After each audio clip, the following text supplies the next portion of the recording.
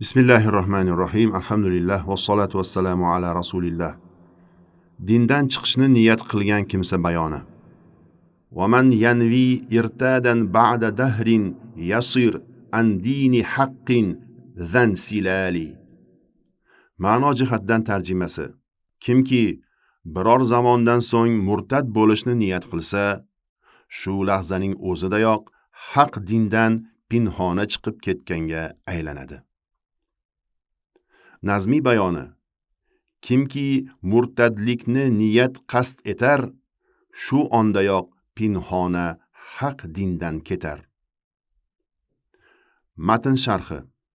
Ushbu matnda islom dinidan qaytishni niyat qilgan kimsaning murtad bo'lishi bayon qilingan. Murtad so'zi lug'atda ortga qaytuvchi ma'nosini anglatadi. Istilohda esa islom dinidan ortga qaytuvchi kimsa murtad deyiladi. Murtadlik sobit bo'lishi va kufr hukm berilishi uchun quyidagi shartlar topilishi kerak. Birinchisi, o'z ixtiyori bilan qaytgan bo'lishi kerak. Qattiq majburlanish sababli bo'lsa, murtad hisoblanmaydi. Ikkinchisi, aqli raso bo'lishi kerak. Majnun, espast va norasidalarga ham murtadlik sobit bo'lmaydi. Uchinchisi, hushyor holatda bo'lishi kerak. Mast kimsaning aljirashi tufayli ham murtadlikka hukm qilinmaydi. Murtad islomga qaytish uchun 2 shahodat kalimalarini aytishi va murtadlikka sabab bo'lgan barcha narsalardan voz kechishi kerak. Bu masala o'ta nozik bo'lganidan matnda kelgan har bir kalimani diqqat bilan atroflicha o'rganib chiqishni taqozo qiladi. Murtad bo'lishni niyat qilsa deyildi.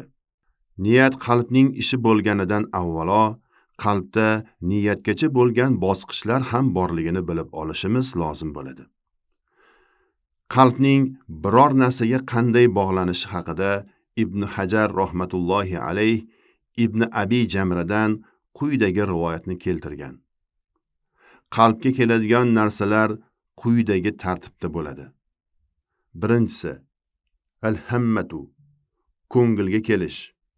Ikkinchisi, al-lammatu, istak paydo bo'lish. Uchinchisi, al-xotoratu, o'y fikr kelish. To'rtinchisi, an-niyatu, niyat qilish. Beshinchisi, al-irodatu, qasd qilish. Oltinchisi, al-azimatu, azmu qaror qilish. Ya'ni dastlab biror ma'no ko'ngilga keladi, so'ngra o'sha ma'no kuchayadi.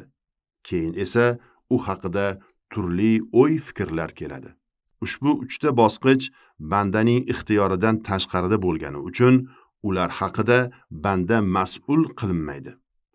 Ammo bulardan keyingi niyat, qasd qilish va azmu qarorlar bandaning ixtiyori bilan vujudga kelgani uchun bular haqida banda javobgar bo'ladi. Demak, qaysi bir mo'min kishi missionerlar ta'siriga tushibmi yo boshqa bir sabablar tufaylimi, ma'lum bir muddatdan keyin qisqa vaqt bo'lsin yoki ko'proq vaqt bo'lsin, o'z ixtiyori bilan islomdan chiqishini niyat qilsa, Alloh saqlasin, kelajakda murtad bo'lishni niyat qilayotgan bo'lsa-da, o'sha ondayoq bildirmay dindan chiqib ketgan hisoblanadi. Chunki islomni din deb qabul qilib, oxiratga ishongan har bir mo'min bandaga keltirgan iymonida sobit turish buyurilgan. Astaizu billah.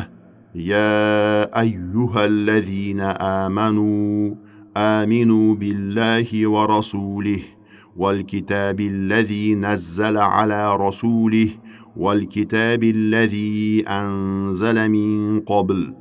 Sadaqallohul azim. Ey iymon keltirganlar, Allohga, payg'ambariga, shu payg'ambariga nozil qilgan kitob Qur'onga hamda ilgari nozil qilgan kitobga iymon keltiringiz. Niso surasi 136-oyat. Ya'ni iymon keltirganlarga qarata yana iymon keltiring deya buyurilishi, ey iymon keltirganlar, keltirgan iymoningizda sobit qadamlik bilan bardavom bo'linglar ma'nosini anglatadi. Chunki ishongan narsasi to'g'risida qat'iy e'tiqodda turish iymon taqozosidir. Agar banda ushbu qat'iy e'tiqodiga qarshi borishni niyat qilsa, bu niyati qalbidagi tasdiqni yo'qqa chiqaradi. Tasdiqni yo'qqa chiqarishga rozi bo'lish esa o'zining kufrga ketishiga rozi bo'lishdir.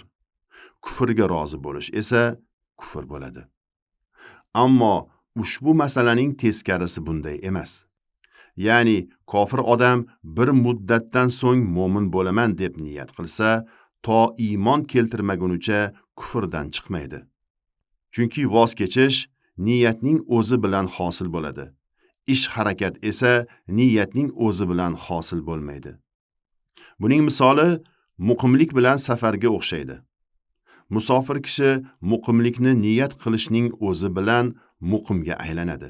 Chunki muqimlik safardan voz kechishdir. Voz kechish niyatning o'zi bilan hosil bo'ladi.